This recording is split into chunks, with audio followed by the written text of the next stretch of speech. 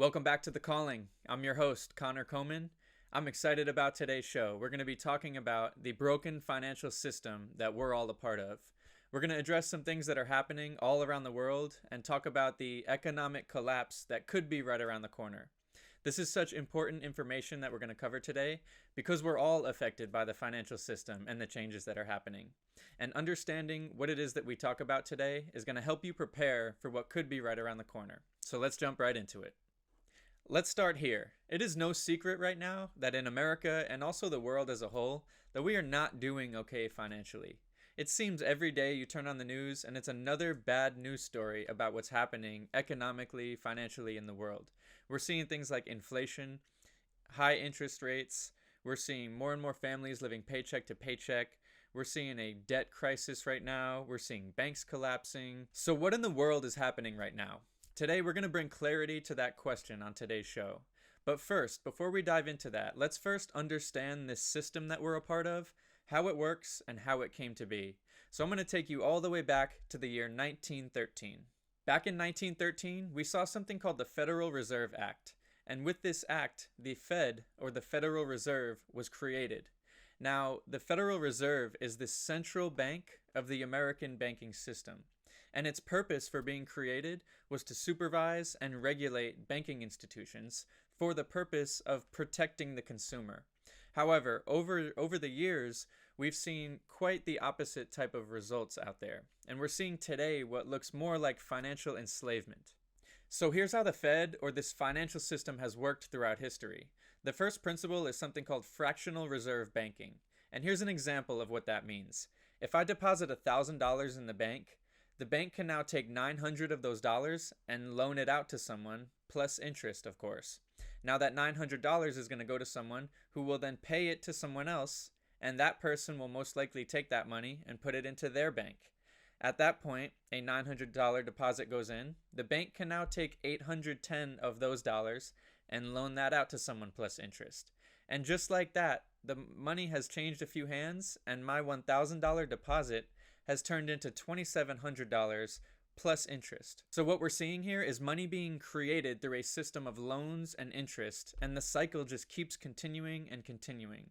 Now, the purpose of this fractional reserve banking was to stimulate the economy, to keep having more and more money flowing into the system. Here's another principle that the Fed operated on throughout history. It is called the gold standard, where every dollar in circulation was backed by its value in gold. So money actually meant something. It was valuable. It was backed by gold reserves. Now, this system worked so well in the beginning, our country was thriving, and in 1944, the United States dollar was named as the world reserve currency.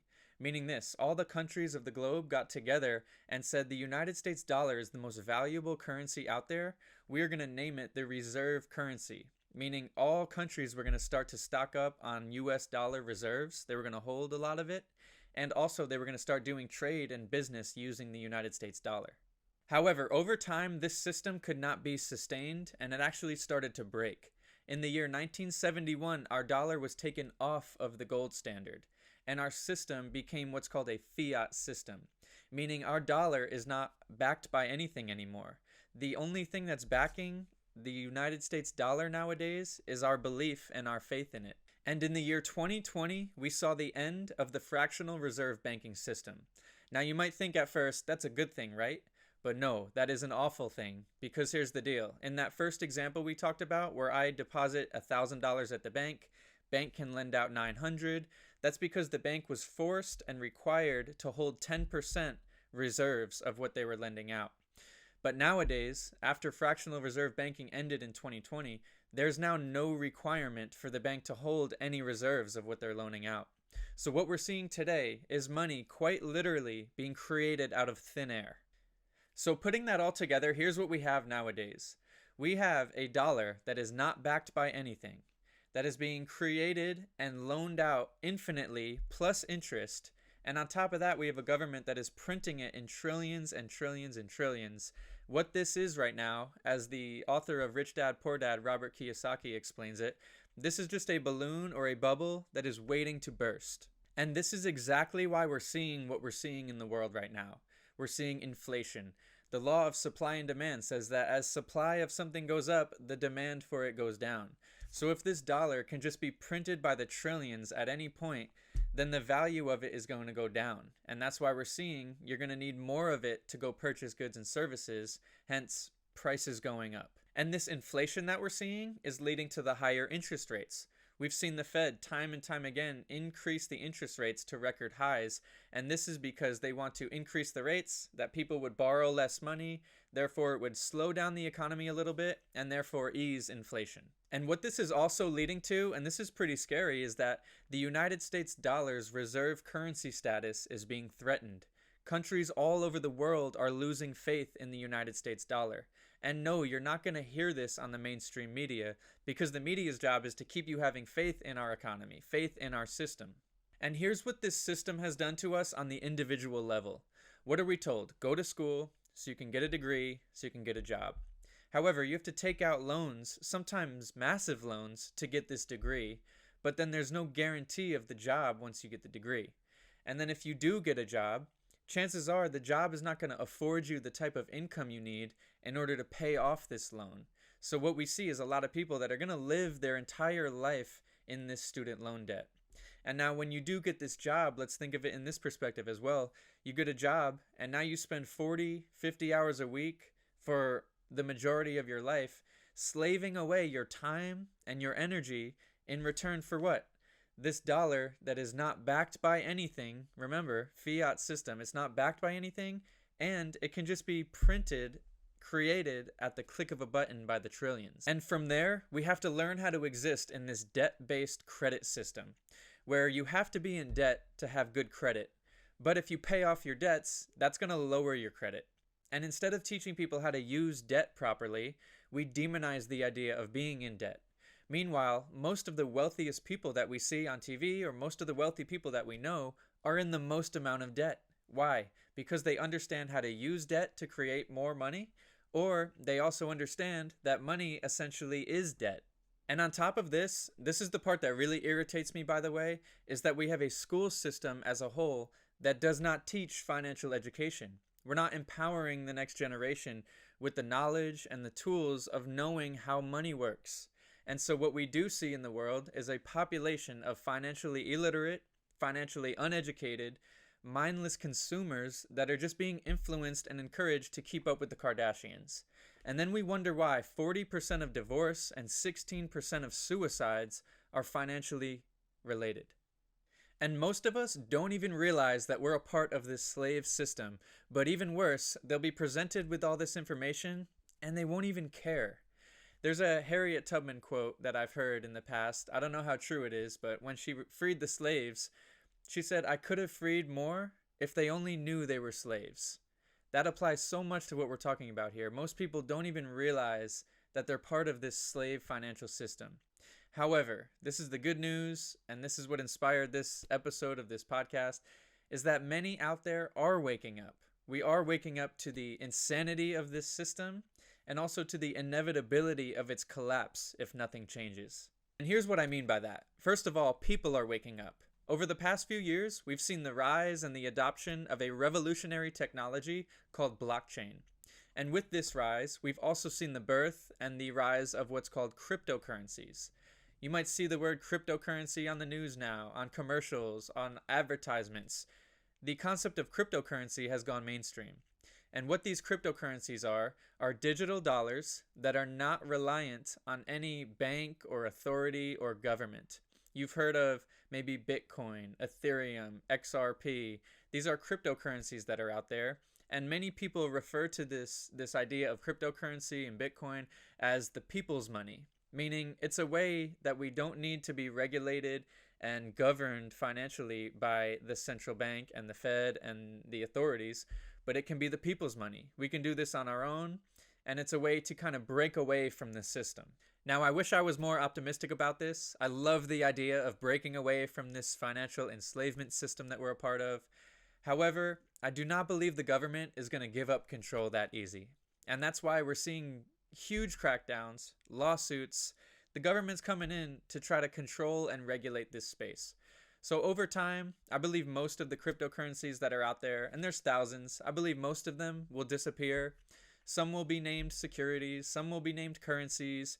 However, the government is going to absolutely come in and control and regulate this space. Next, not only are we seeing people waking up, we're also seeing other countries waking up.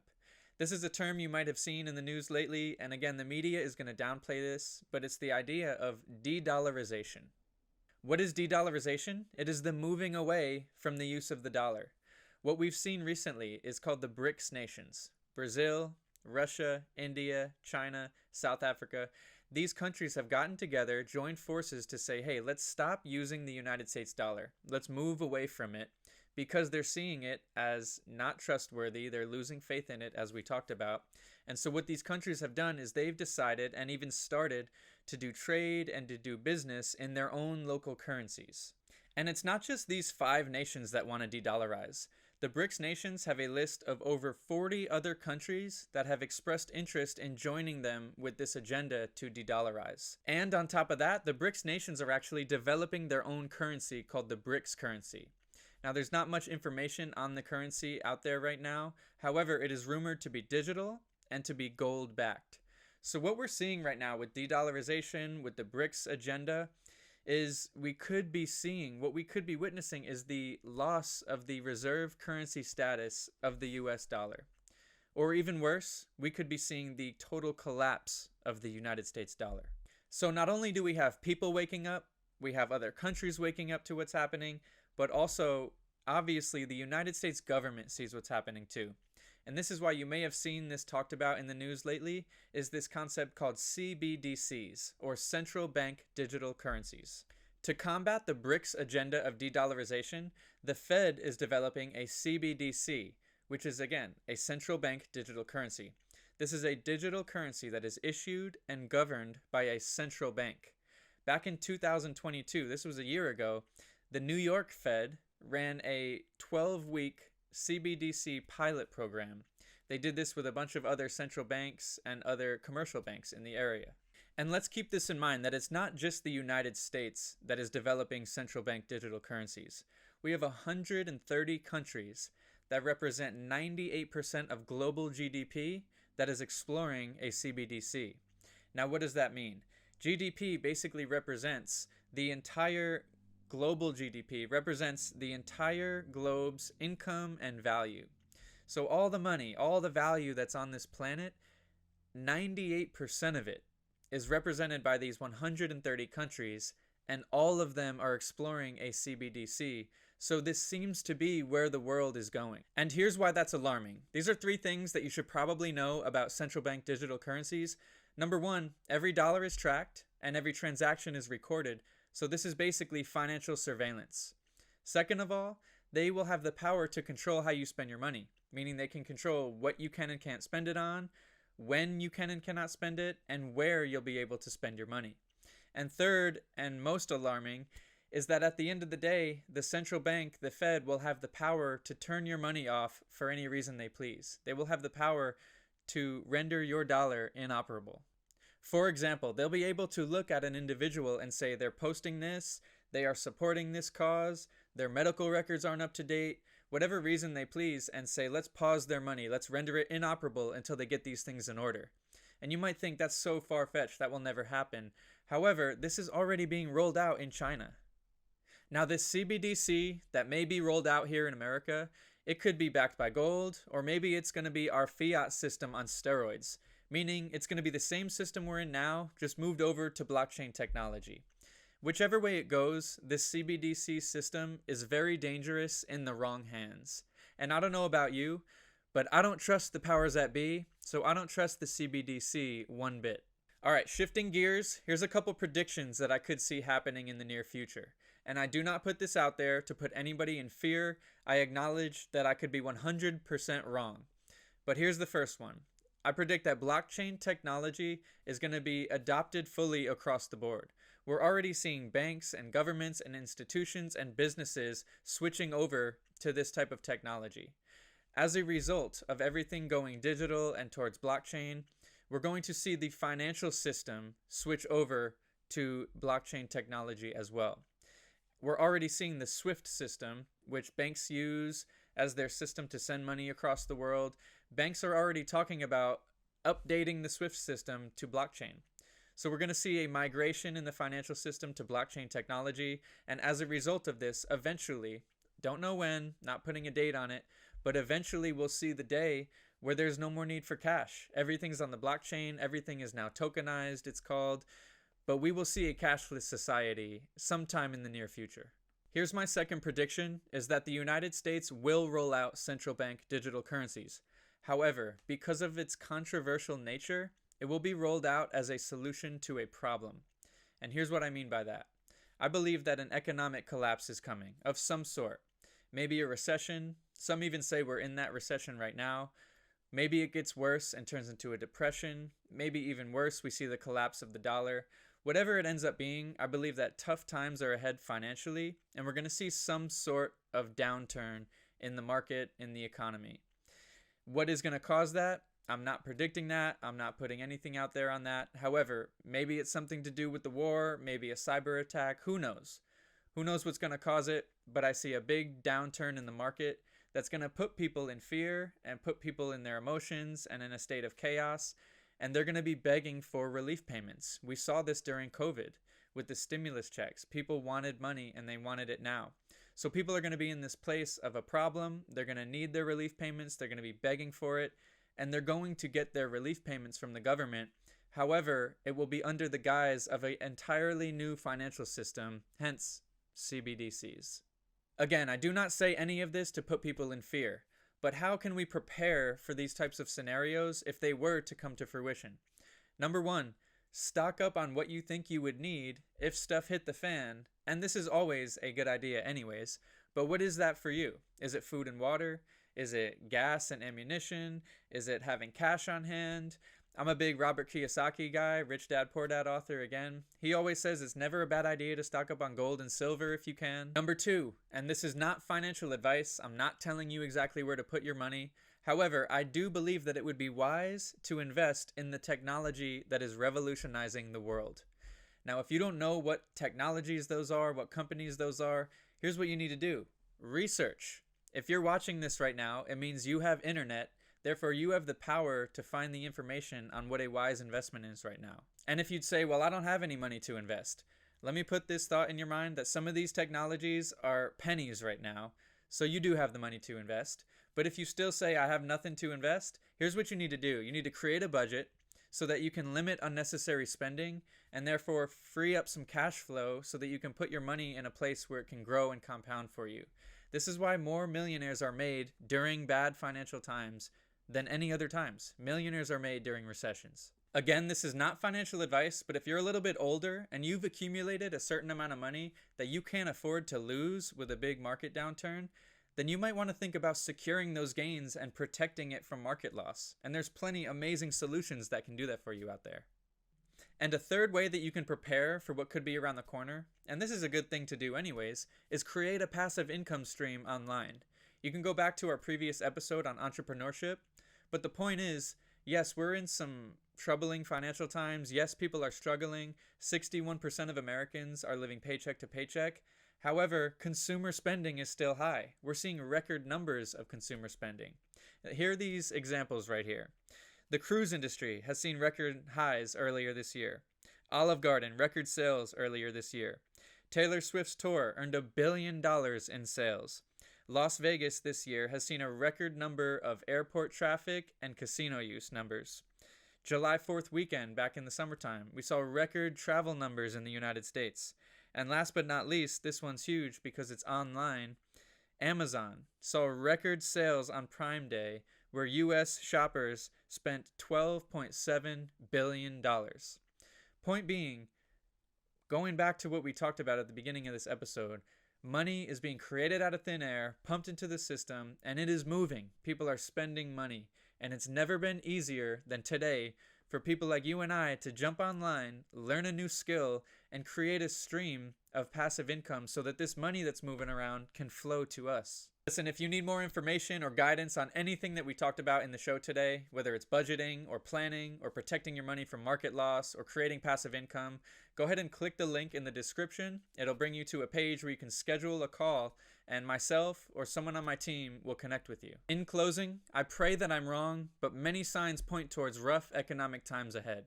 And I hope you realize this, is that an economic emergency out in the world does not have to be a financial tragedy for you and your family and your household. We can take action now and put ourselves in a strong position. Thanks for tuning in, and we'll see you next time on The Calling. Hey, if you enjoyed today's show, be sure to like, comment, and share, subscribe to the channel, and keep an eye out for our other segment of this show. It's called Truth Understood, where we're going to dive into the Bible, we're going to understand it together, and we're going to see how the scriptures actually apply to today's world.